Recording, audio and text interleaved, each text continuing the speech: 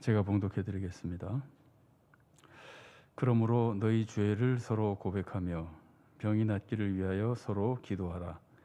의인의 간구는 역사하는 힘이 큼이니라. 엘리야는 우리와 성정이 같은 사람이로되 그가 비가 오지 않기를 간절히 기도한즉 3년 6개월 동안 땅에 비가 오지 아니하고 다시 기도하니 하늘이 비를 주고 땅이 열매를 맺었느니라. 내 형제들아, 너희 중에 미혹되어 진리를 떠난 자를 누가 돌아서게 하면 너희가 알 것은 죄인을 미혹된 길에서 돌아오게 하는 자가 그의 영혼을 사망에서 구원할 것이며 허다한 죄를 덮을 것임이라. 아멘. 우리 한번 서로 축복해 주실까요? 이렇게 한번 축복해 주실까요? 보고 싶었습니다. 정말 보고 싶으셨어요? 오후 성경 공부 시간에 좀 보고 싶었다고. 자, 이렇게 한번 축복해 주실까요?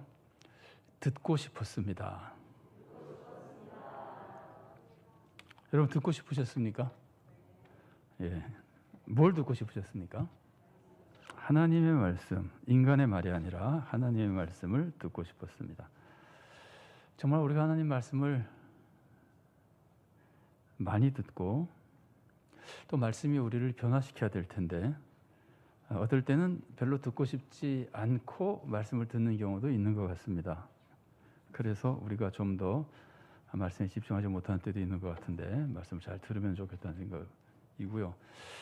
얼마 전에는 친구 목사님이 설교 동영상을 보내줘가지고 봤는데요. 거기 우리가 이렇게 설교 전에 이렇게 인사하잖아요. 축복도 하고. 굉장히 재미있는 축복을 하나 봤어요. 그래서 그걸 제가 오늘 써먹어 보려고 합니다. 이렇게 한번 서로 축복해 주실까요? 졸지 맙시다. 그런 축복도 하더라고요. 자, 한 번만 더 축복하겠습니다. 야고보서 오늘 마지막 시간입니다. 야고보서 마지막 시간에는 무슨 축복을 하면 좋을까요? 저하고 이게 일치되는가 보겠습니다. 무슨 축복을 하면, 야고보서 마지막 시간인데 무슨 축복을 하면 좋을까요? 끝까지 하자고요? 자, 저는 이렇게 하는 게 좋겠다는 생각이 들어요. 이렇게 한번 축복해 주시죠. 듣고 실행합시다. 예, 좋습니다. 제가 그 1번 번호를 바르게 살 수 있는 힘이라고 그랬는데 바르게 살 수 있는 힘이라고 할 때 지금 중요한 것은 힘이라는 단어거든요. 우리가 하고 싶어도 힘이 없어 못하는 경우가 굉장히 많이 있죠. 많은 사람들이 나이가 들면 은퇴합니다. 왜 은퇴하는 건가요? 보통은 힘이 없어서 은퇴하는 거죠. 그러니까 더 힘차게 일할 수 있는 사람에게 넘겨주는 거죠. 그러니까 힘이라고 하는 것이 우리 삶 속에 말할 수 없이 중요합니다. 그래서 오늘 우리가 시편 18편에 있는 말씀을 우리가 나눴었는데 사무엘하 22장이지만 시편 18편에 있는 말씀을 나눴는데 시편 18편 1절 말씀이 뭔지 아세요? 저도 이게 새 번역은 잘 모르겠고요. 이전 번역에 나의 힘이 되신 여호와여 내가 주를 사랑하나이다.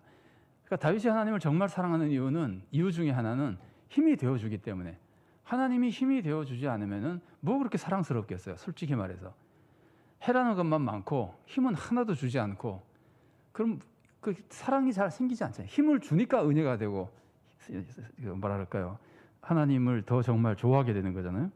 그러니까 야고보서도 마찬가지입니다. 야고보서가 우리들에게 바르게 살라고 굉장히 말씀을 많이 전하시는데 동시에 야고보서는 바르게 살 수 있는 힘도 주는 겁니다. 야고보서가 주는 것이라기보다 야고보서라고 하는 하나님의 말씀이 주는 거죠. 자, 제가 반괄호 1번을 보겠습니다. 야고보서는 행함에 있는 산믿음을 강조하죠. 왜 야고보서가 행함에 있는 산믿음을 강조할까요? 뻔하죠. 성도가 행하지 않으니까 그러는 거죠.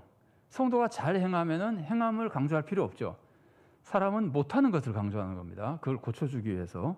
그래서 야고보서가 지금 야고보서를 읽는 독자들에게 아니면 교회 성도들에게 행함을 강조하는 것은 행하지 않기 때문입니다. 그것도 안 믿는 사람이 행하지 않으면은 믿음은 행함이 없는 믿음은 죽음이다 이럴 필요가 없잖아요. 안 믿는 사람이 행하지 않으면은 너 행하지 않으면 지옥 간다 뭐 이런 소리를 하고 행함만을 강조하면 되는데 이 사람은 믿으면서 행하지 않는다는 말이에요. 그래서 지금 왜 믿는데 안 행하느냐? 그래서 성도들을 대상으로 가르치는 거거든요. 야고보서는 성도들을 대상으로 가르치는 겁니다. 자, 그런데 왜 이 사람들이 믿으면서 행하지 않을까요?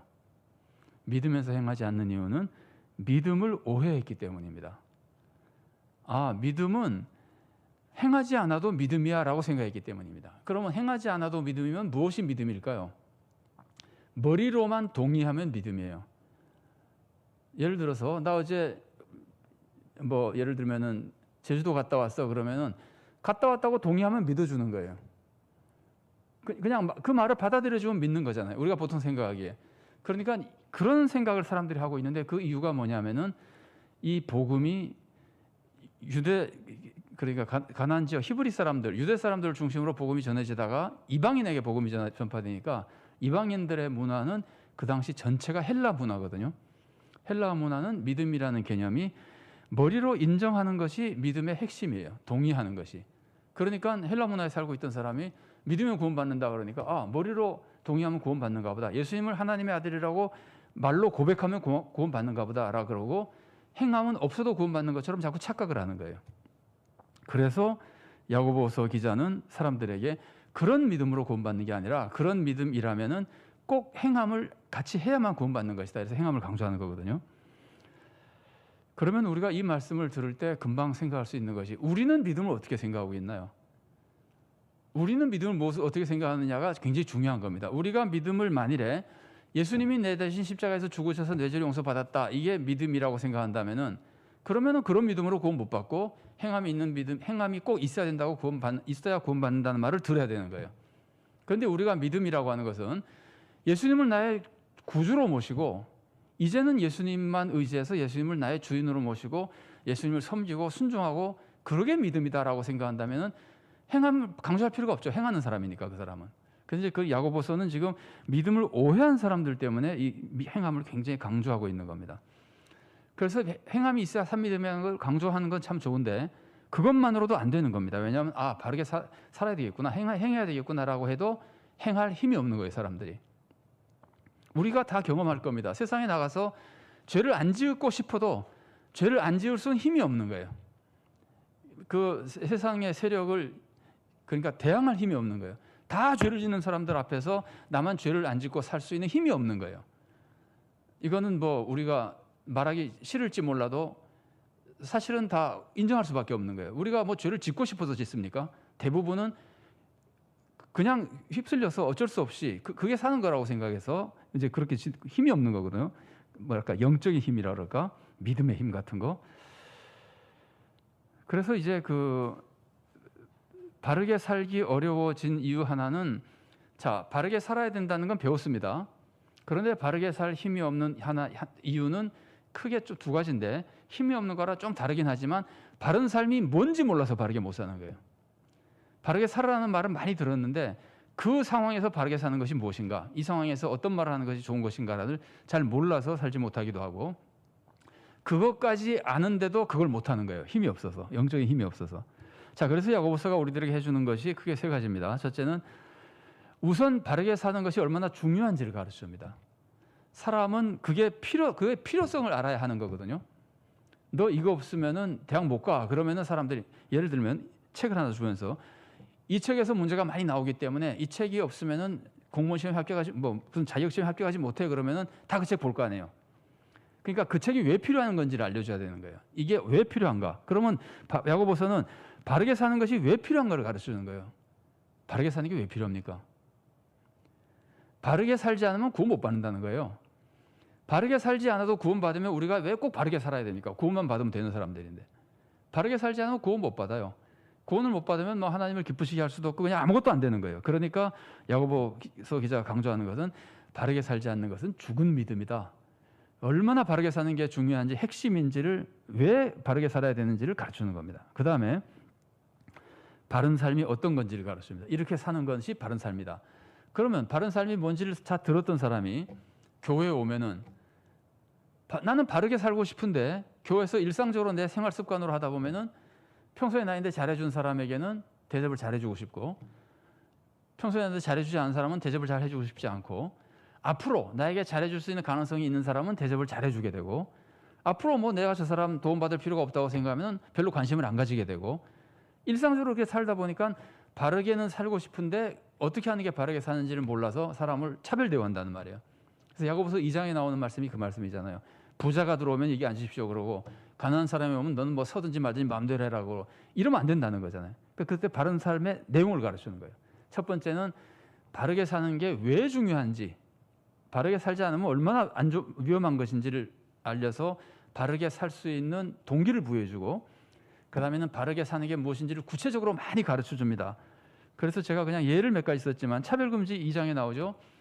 그 다음에 야고보서에 많이 나오는 게 뭐라 그랬죠? 두 가지가 특별히 많이 나오는데, 말조심과 재물관리, 재물사용, 이게 이제 야고보서에 많이 나오죠. 그 다음에 뭐 다른 것들도 물론 많습니다. 교만, 이런 것들도 많이 나오고. 그러니까 바른 삶에 대해서 그 내용을 다 가르쳐 줍니다. 그리고 바르게 살 수 있는 힘을 주는 겁니다. 바르게 살 수 있는 힘을 주는 가장 좋은 방법은요, 이 말씀을 주신 분이 어떤 분인지를 알려주는 거예요. 그래서 자주 말씀드리지만, 어떤 명령을 받을 때, 우리가 어떤 명령을 받았을 때 그 명령한 분이 누군지를 누군지를 알면은 그 명령을 수행할 힘이 달라지는 거예요. 이 말을 한 사람이 누구냐에 따라서 그것을 수행할 수 있는 힘이 속에서부터 다르게 솟아나는 거예요. 공감이 되시죠? 아버지가 말씀하셨다, 그러면 꼭 해야지라는 마음이 생긴다면은, 그냥 옆집 아저씨가 말했다 그러면은 아버지가 말씀하신 것만큼 행할 힘이 안 나는 거예요. 그러니까 그 말씀하신 분이 누구냐 하는 것인데, 야고보는 그거를 가르쳐 주기 위해서 하나님이 얼마나 좋으신 분인가, 다 하나님 말씀이죠. 하나님이 얼마나 좋으신 분인가를 계속 가르쳐 주는 겁니다. 그리고 하나님이 도와주신다고 하는 거. 그래서 하나님이 어떤 분인지를 가르쳐 주고, 그 다음에 또 하나는 그것을 행하느냐 행하지 않느냐에 따라서 결과가 어떻게 되느냐를 가르치는 거예요. 그걸 우리가 상벌이라 그러죠. 그 말씀에 순종하면, 바르게 살면 굉장한 상을 받게 되고, 순종하지 않게 되면은 무서운 벌을 받게 되고, 이렇게 해서 상벌이 힘을 주는 거예요. 우리도 다 상벌이 힘을 주죠.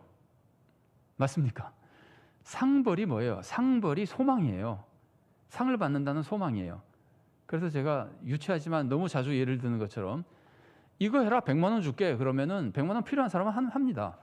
근데 100만 원 정도 가지고는 난 체면 때문에 그런 거 못 하겠다, 100만 원 때문에 내가 그런 짓을 해, 그래 100억 줄게 그러면 합니다.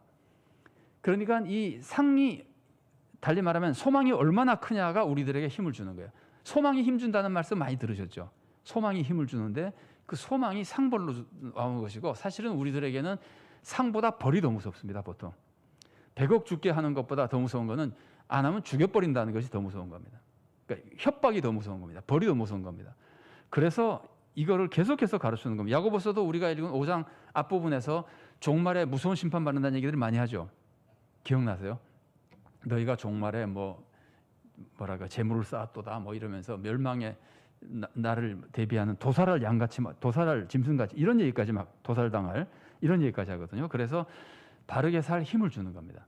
첫 번째는 왜 바르게 살아야 하는 이유를 가르쳐주고, 이것도 좀 힘이 되긴 하지만 바르게 살 수 있는 동기를 부여주고, 그 다음에는 바르게 사는 것이 무엇인지 쭉 가르쳐주고, 그 다음에 수시로 바르게 살 수 있는 힘을 주기 위해서 하나님이 어떤 분인지, 그리고 이 말씀을 듣고 따르면 어떤 축복이 임하는지, 이런 것들을 가르쳐주고 힘을 주는 겁니다.